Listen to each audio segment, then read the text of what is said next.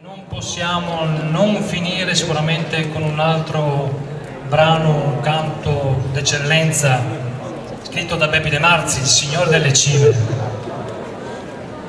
Signore delle Cime è scritto dal compositore vicentino che poi è diventato un grandissimo compositore della musica corale moderna, ha composto tantissime pagine e tanti cori hanno attinto dalla sua fantasia musicale. Questo brano, Signore delle Cime, Bepi de Marzi lo dedicò al suo amico Bepi Bertagnoli, travolto da una laslavina durante un'escursione solitaria sul Gran Mogò nell'alta valle di Chiampo. Un brano quindi che ricorda un amico, un brano che molte volte si porta per ricordare qualcuno.